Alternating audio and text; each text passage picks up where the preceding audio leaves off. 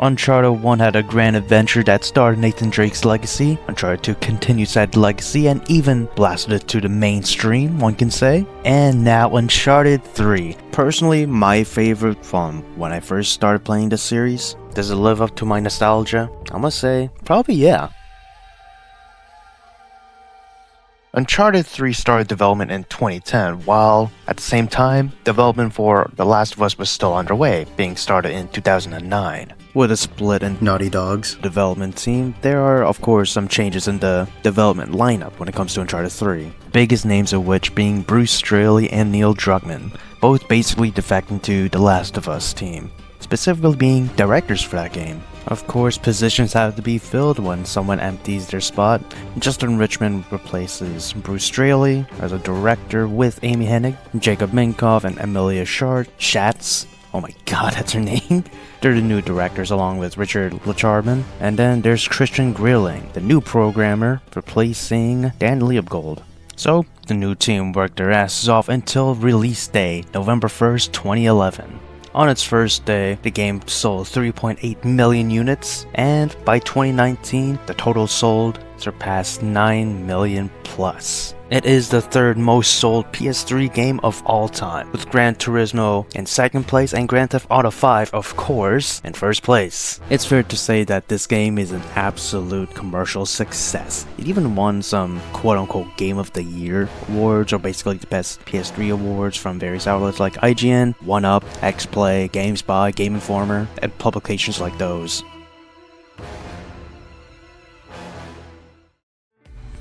Alright, so praise and accolades aside, is it really all that well? I mean, some people, or some journals I should say, really didn't like the fact that the game felt a little bit more linear than Among Thieves.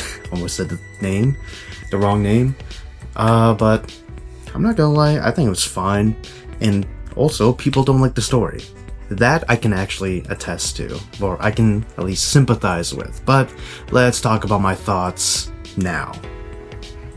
As usual, Uncharted 3 is the same affair as the first two games. A third-person action-adventure game featuring the titular character Nathan Drake, my homeboy. And unlike Uncharted 2, Sully is actually with us most of the game. I'm not gonna lie, I did miss his presence a little bit in Uncharted 2. I know that we played with him for like the first half, or at least the first quarter of Uncharted 2, but here, it's like the first third and then the final third where you're together, so very cool. And don't worry, there's other recurring characters. Chloe is back, hell yeah, as well as Elena, very cool. There are new characters, the villains of course are the new characters. The big baddie, Marlowe. Marlowe is the big bad for this one, and of course, she's British. She also has a right-hand man, that being Talbot. Now, I don't know if they're lovers or they're just strictly in a professional relationship, so I don't know. But yeah, Marlowe does have some history with not only Sullivan, but with Drake as well. I'll get to that when we get to the story, but there's also a new character for our side, that being Cutter, the big British lad. Very nice. He only stays with us for like the first half or first third of the game. Kinda sucks. I kinda did like him, though I will say, in general, including Cutter, it just feels like there's a lot more jokes than usual for an Uncharted game. Gotta check it out. No, I don't think that's a very hand he's got. It could be just me. I don't know. I mean, I like jokes and seriousness, but it feels like there's a little bit more piss takes, one can say. More banter this time. I'm kind of iffy on this one.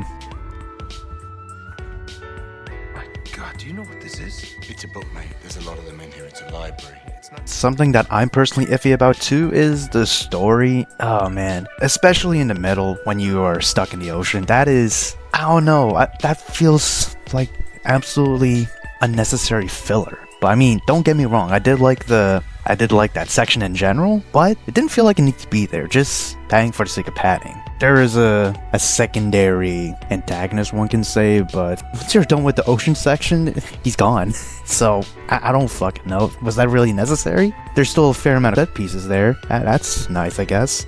There's also the fact that Drake's luck is pushed to its very limit, especially after the ocean segment. I won't spoil until, of course, the story segment, but goddamn, he's a lucky motherfucker. I mean, real talk, I can see why people's immersions can be broken by this man's plot armor, honestly. I guess it's also time to talk about the enemies. You got the regular shotgunners, regular gunners, machine gunners, but you also got this big lad, the big lads. There's the regular melee big lad, and then there's the big lad with a machine gun. What's crazy is that the big lad with the machine gun, he's not as heavily armored as the machine gunners from Uncharted 2. Those were heavy, and if you try to fight them, you'll fucking die. You'll get tossed into the air with the bullets. Here, well, I didn't try to fight him. You can kill him a little bit more easier, though he can easily kill you as well. That fucker can run as well, which is scary. It's scary, man.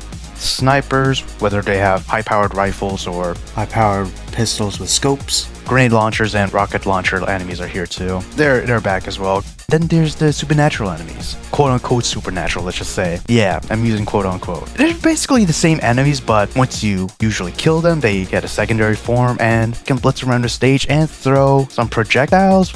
It looks like they're firebending, which I will say is nice, but goddamn. Once they throw that shit at you and it explodes, more than likely you're done.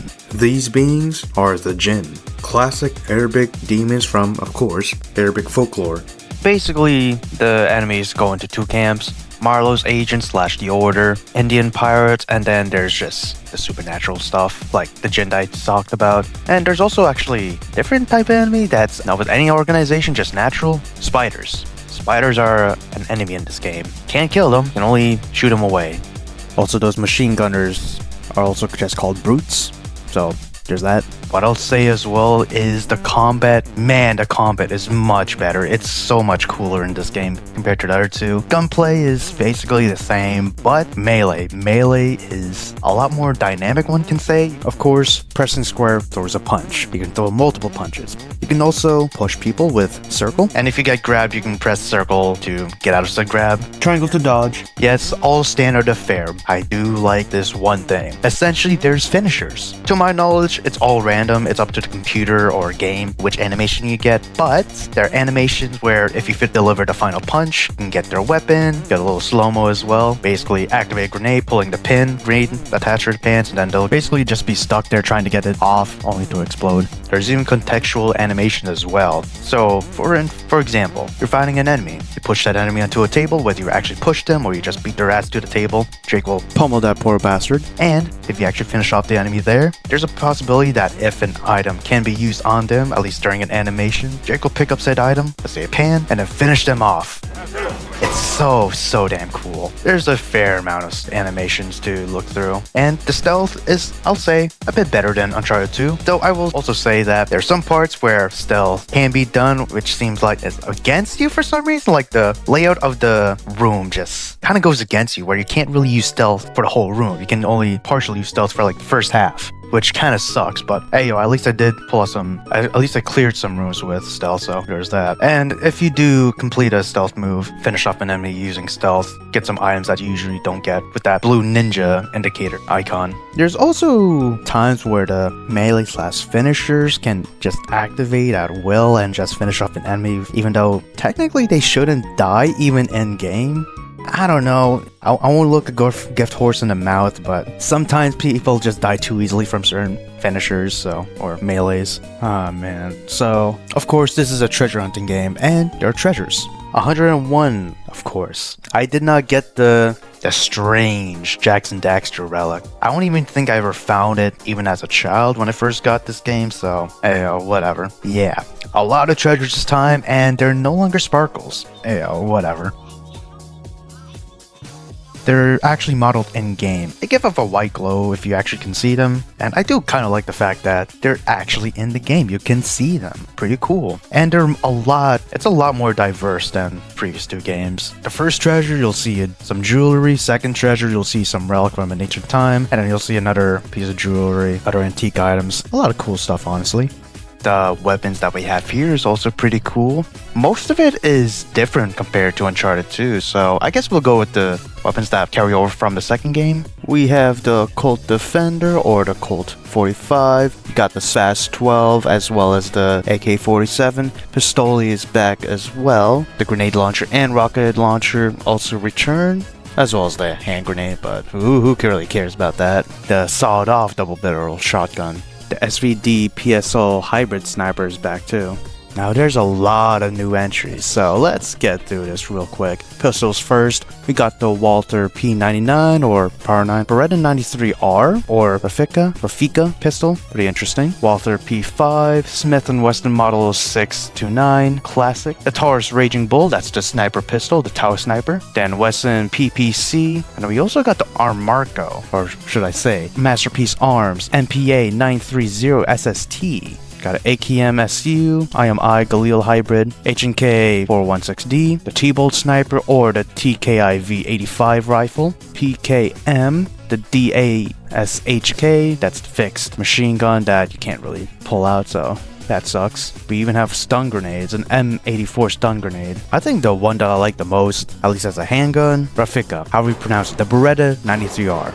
I just love it. I always wanted the Beretta 93R. Oh man, such a cutie patootie, but the rate of fire is just so epic. Though I'm pretty sure there's a lot of jams that has been recorded by that gun, so maybe not the best to shoot, but it does sound pretty cool. As for long guns, I'll probably like the 𝐵𝐀𝐿 more, whatever the 𝐵𝐀𝐿 is supposed to be called. Nonetheless, the guns are fun to shoot. But sometimes I feel like the regular enemies, just shooting at them, it doesn't really communicate how well they're getting hurt, at least from what I've seen. I mean, like, for example, the first game, you shoot some people, you can see them like move their body around, squirming, blood gushing too. Even with the conquistadors, whatever they're called, the ancestors, you can see them recoil a bit, yeah? I mean, in Uncharted 2, you can kind of see them, like their blood getting out and stuff, or spilling out, even flinching, like where they got hit, like in the shoulder or something. For the armored guys too, you can see their armor falling off as kind of like their health indicator. But here, it's at least with the armored guys, you can see the health going down, and I guess that you can take off said armor with your melees. But for the regular guys, it felt like I'm shooting a lot more than usual for these plebs, as opposed to the plebs in Uncharted 1 and 2. I mean, it could be just me, I just feel like I'm spending a lot more ammunition just to take down one guy. It just doesn't feel as rewarding. Which kinda sucks. Like I said, shooting these guns, they sound cool, they're nice, they're basically, for the most part, all different, except for like 4 different guns I already listed. It just sucks, man, sometimes. 2 steps forward, 1 step back type of thing. You know what felt like progression plus regression type of deal? The enemy encounters, I released like 1 or 2 of them, mostly in the ocean section. There's this one part, okay, where you first find a machine gunner that can run, you know? So it's a pretty interesting arena, let's just say.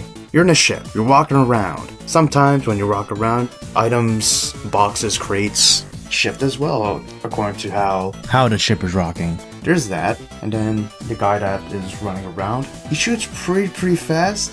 He shoots right on you and can approach you really fast. He closes down, not instantly, but pretty intimidatingly quick. It's like, what do I do?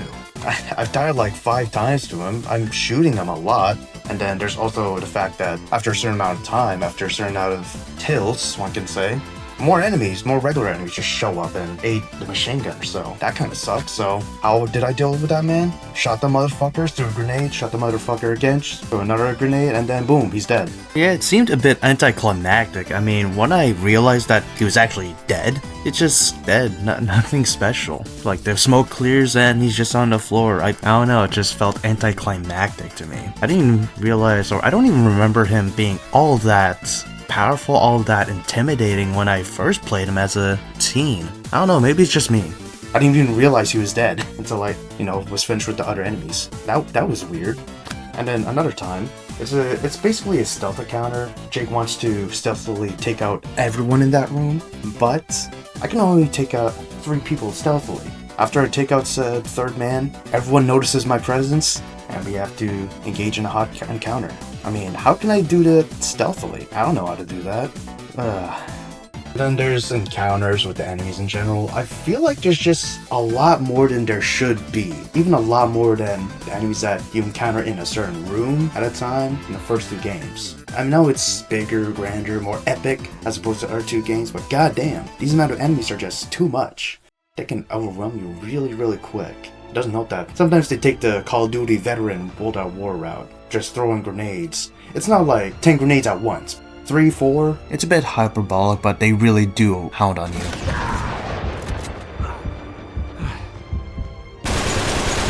Gotta watch out for that. Watch out for enemy fire. Hopefully there's not a shotgunner that will instantly take you out. Fuck them.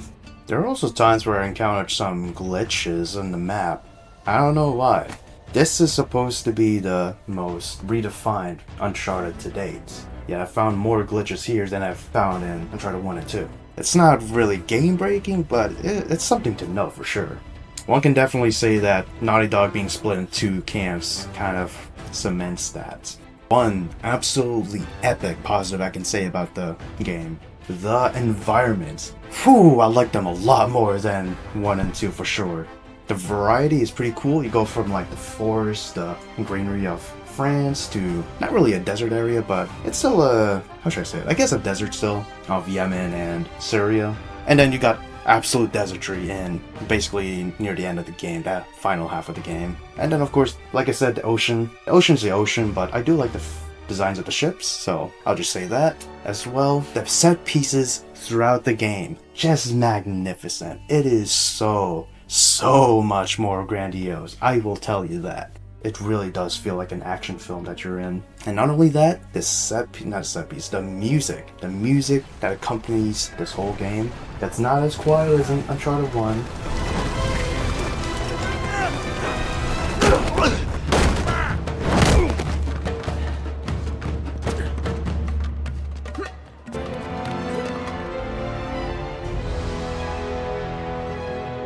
And it feels a lot more fitting, at least to me, than Uncharted 2. I mean, in Uncharted 1, I don't think there was really any like Spanish influence in terms of the music. You can hear some Asian Tibetan influence in the soundtrack for Uncharted 2, but here, definitely a lot of Arabic tones for Uncharted 3, and I will say that I do love it. Hell yeah.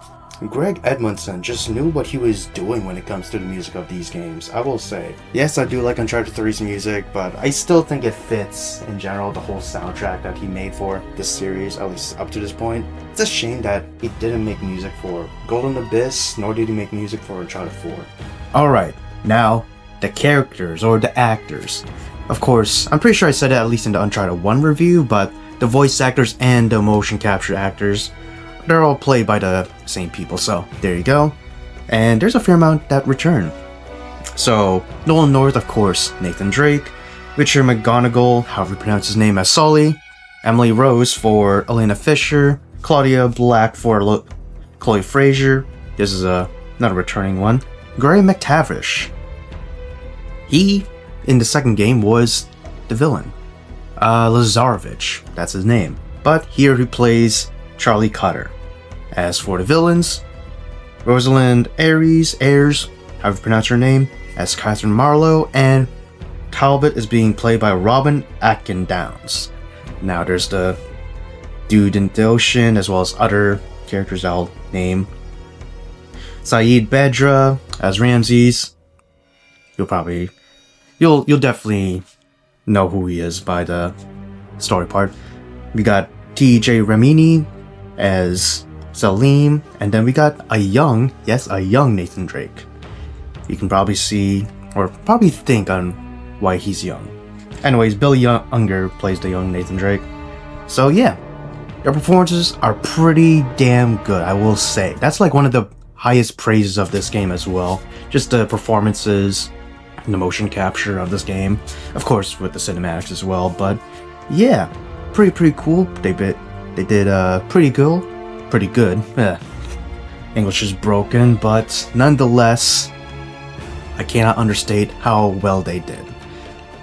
They really played their parts, man. But now it's on to the story.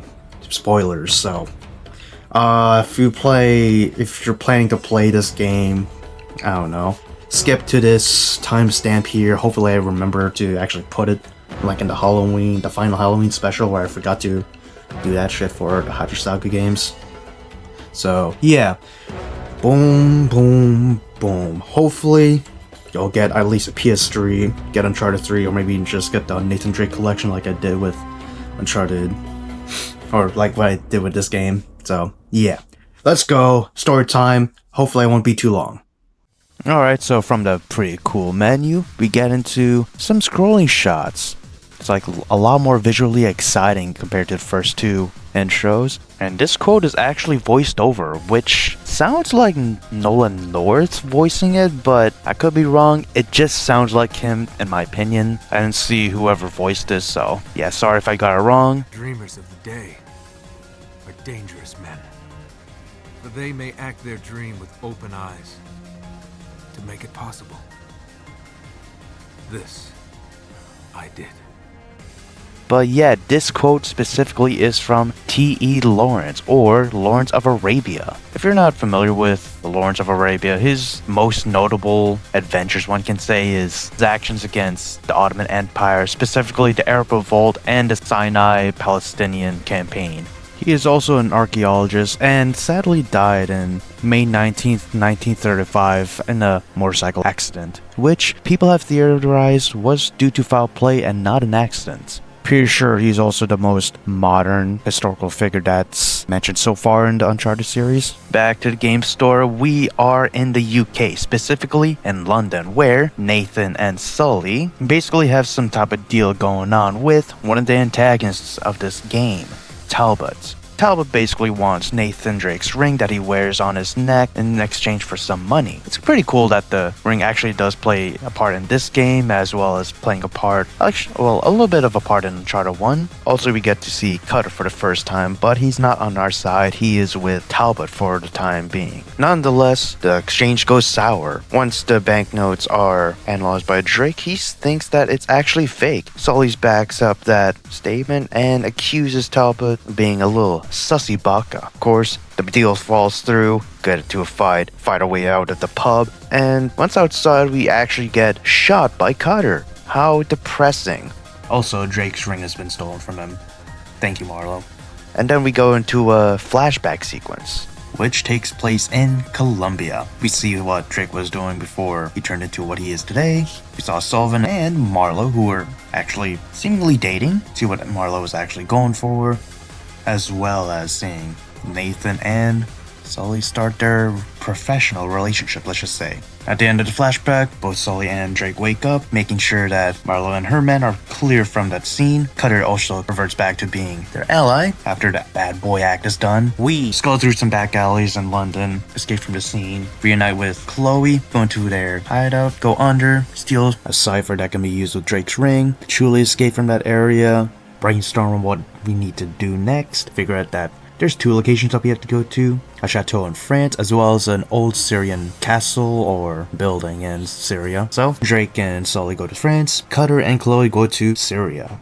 In France, we just go through this old chateau, see that Marlo's men is also here, kill them off, go under, meet the chateau, see some nice stuff underground, do a puzzle and get the artifact. Sadly, we have to give the artifact to Talbot because he's there, we give it to him, but we did trace over the artifact with the journal. Pretty forward thinking, I must say. And once we leave, they actually decide to just burn down the chateau, which kind of sucks, but hey, that's what happened. We escape with our lives, and then we go to Syria because Drake believes that it is possible that Marlo's men, since they were here, they could have jumped Cutter and Chloe as well. So, in Syria, you basically break into the property, kill some of Marlo's men, which is already there, which is not a good sign, and actually meet up with Cutter and Chloe, which they didn't actually see anyone or any men, so I guess it's just the four of us now. Do some puzzles, have some shenanigans with Talbot and Cutter, in which Talbot shoots Charlie with a dart, which has some hallucinogenic chemical inside said dart. So Charlie starts to get loopy, even falls under the influence of Talbot's command, giving him the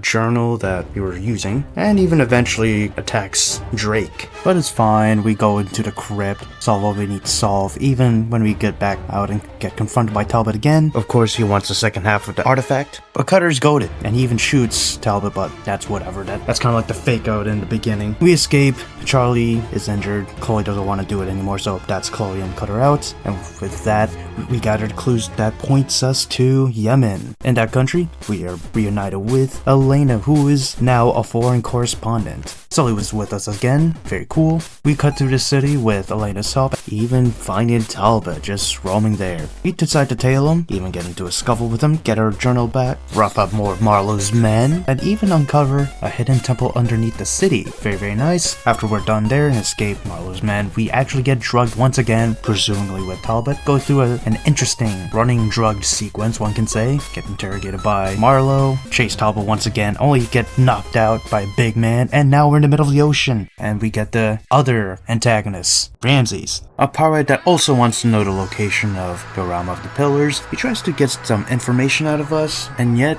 Drake stays strong. So, Ramses decides that he wants to interrogate a different hostage that he has, Sully. Yes, it is revealed to Drake that Ramses has Sully, at least according to him. So, he leaves, we eventually break free, go throughout the ship graveyard, onto Ramses' ship finally, a cruise liner that he hijacked. Once we get to, I think, the bottom of the ship, like the basement, whatever, where the storage is held, we see that there is basically a dummy of Sullivan with no head, and we were just tricked. Of course, Ramses is a pirate, so why did we even trust him? We're such a fake etiquette for that. Nonetheless, we escape into the ocean, and with Nathan Drake's plot armor, we eventually wash up to coastal city in a desert where Elena is unironically actually living there. So Nathan heals up, Nathan and Elena breaks into an airport, eventually going into a plane where Drake is a stowaway, and hopefully gets to his destination where Marlowe's men are based at. But things go wrong, someone spots him crawling in some vents. Epic shenanigans ensue, plane crashes, we survive yet again, and then there's this badass shot.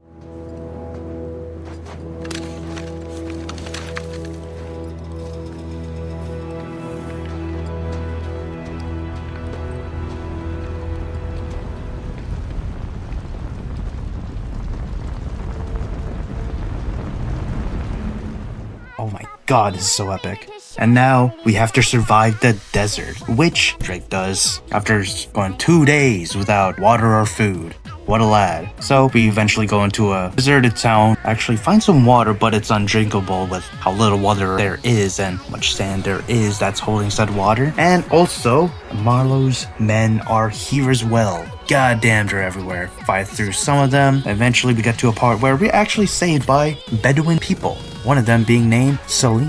What a lad. So we get taken to his camp. He kind of questions us and why we're here, and we tell him about our journey to find a realm of the pillar, why we want to find it, and to hopefully stop Marlowe and the Order from getting whatever is within said legendary place. Salim states that the city is cursed because King Solomon imprisoned a gem in a vessel of brass. All the more reason why we have to stop Marlowe and Talbot. So next day we are well rested and well hydrated and fed. We attack the caravan that is transporting not only Sully but more men to wherever they are set up. Rescue Sully, finally on our party. Fight through some of Marlowe's men and actually get into the gates to Ubar, or the realm of the pillars. We squeeze right by them, opening the gates to the lost city. It is such a damn good view, and I saw this with the statues.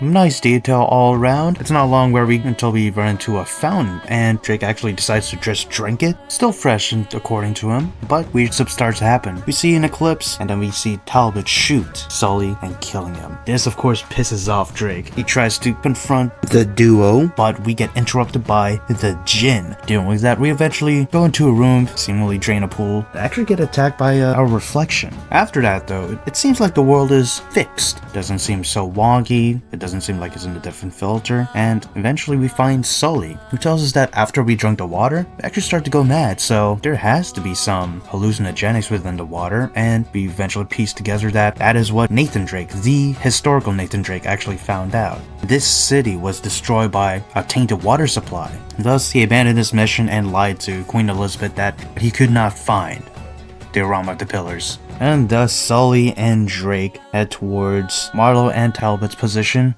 in which they have a winch that's nearly got the brass vessel out of the water, but we destroy it, and that starts an effect of Ubar just collapsing. We get the fuck out of there, meet up once again with Talbot and Marlowe, and the ground underneath collapses. Marlowe is actually under quicksand. We try to rescue her, but she gets consumed. We even get our ring lost to said quicksand, which sucks, but whatever. We try to escape, only for Talbot to become the final boss. It is kind of like a mix between a regular melee fight and QTE, kind of like Navarro's fight, but at least here it's kind of mixed, so I still like Lazarevich's battle, which even though it was harder there, here it was too easy. It was still too easy. So yeah, took out Talbot, actually get out of the city with the help of Salim.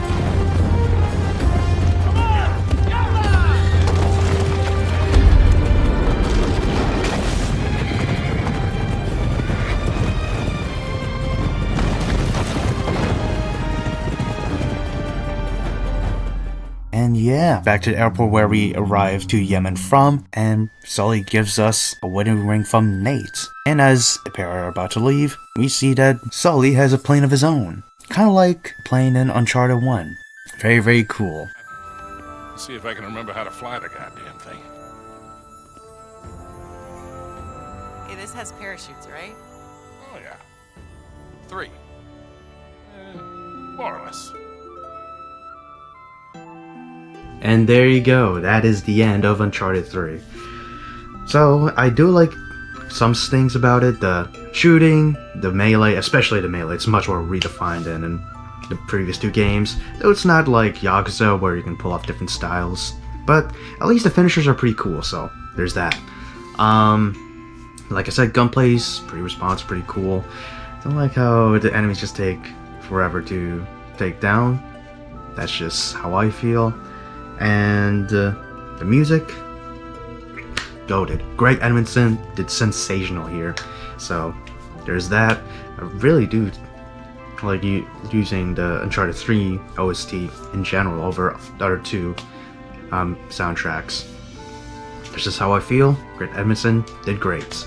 Now the story is something I'm a bit iffy, and I can feel why people are iffy on that. First of all, the ocean. Could have done without. Well, you could have done the pirate ship or the stolen cruise liner in just off the coast of Yemen, maybe. I don't know. But yeah, there's that, and then the plot armor that Drake just has. I mean, first we have the ocean, him surviving that, and then once you get washed up, he actually stows away into a airplane. As they go up, he doesn't freeze to death. You face some pretty harsh weather there, dude. Or should I say temperatures?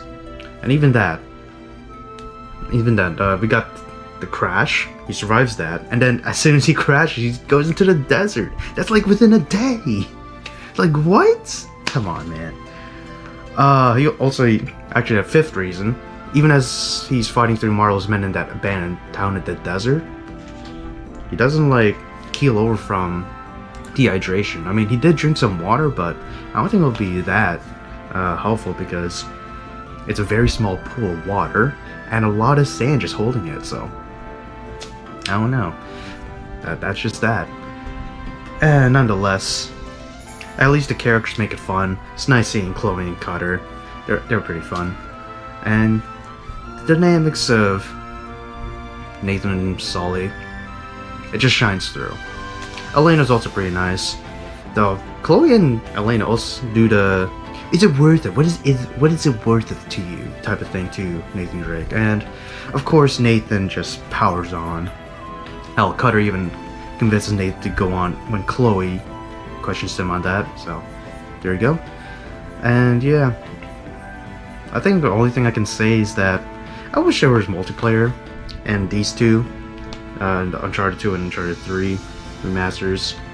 I don't know, just something to play again, kind of like in The Last of Us, but at least in all 3 games you get some extras. Yes, there's some extras here. Yes, I did not mention him in the first and second reviews of the Uncharted series because I want to talk about him here.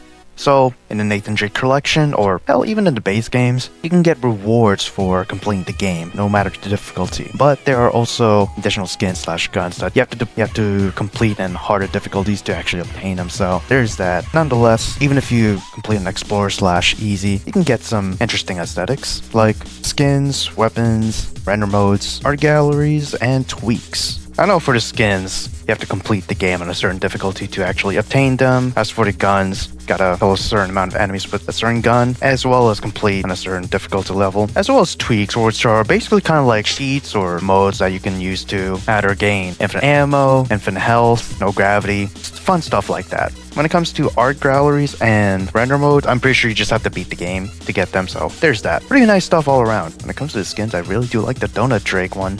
Guns are nice. I'll just say though, when you get to a cutscene, kind of cuts to regular Drake model. Kind of takes you out a bit, but yeah, there's that. Also, the voice model never really changes. Oh boy. Kind of sucks, but whatever. At least I can play as a model of a character. Very, very cool, but it's not as interesting, one can say, as the Subway collaboration. Yeah, I kind of forgot about this. I only saw an ad, but yeah, I never came across this. So yeah, from September 29, 2011 to October 31st, 2011, there was this event called the Subway Taste for Adventure Sweepstakes. Basically, if you purchase a 30-ounce Uncharted 3 drink from any Subway that's participating in this event, you can get a code, put that code into the PlayStation Store, and enjoy Uncharted 3 multiplayer a month before, if you actually got day one, before the game's release. I mean, that's cool, I guess. There's also Subway-themed items in-game, a $5 foot-long taunt, a Subway cap, shirt, and a cup, just to name a few. Okay, and once the game released, the items will actually carry over to the full retail multiplayer, so there's that. Moreover, if you bought a Subway sandwich or chips, you can get access to other in-game rewards like a dynamic theme, Fortune 100 bounty, a Drake character skin, a weapon skin, and or virtual costumes for PlayStation Home. Oh my god, Sony have taken away so many cool things. PlayStation Home was this 3D virtual gaming platform space that was available on every PS3, but you needed a PSN account to access it. You can make your own avatar, explore the world, and there's even some rooms that are named after certain IPs, let's just say. Kind of like Silent Hill with Downpour, Siren, Blood Curse, Uncharted 3, 2, 1, and even something like the Syria. There's even some interactive games like this one for Uncharted 3. It's essentially janky third-person shooting. That's basically it, but it is still a nice novelty to look at. And so, honestly, if you want to try it out, just get the Uncharted Nathan Drake collection. Though if you want to be stingy, you can get the PS3 version as well. Like I said, this also plays on PS5, so pretty nice. And yeah, I'm not sure when I'm going to be getting around to Golden Abyss, but like I said, I want to get into everything Uncharted, so there's that. Now, it's probably not going to come until either end of December or even next year, so just be wary of that. Anyways, gonna end it right here. Thank you all for watching. Leave a like for this episode, and I shall see you in whatever video you watch next channel, man. Don't forget to subscribe. Somewhere down there. Pretty cool. Have a good one. Peace.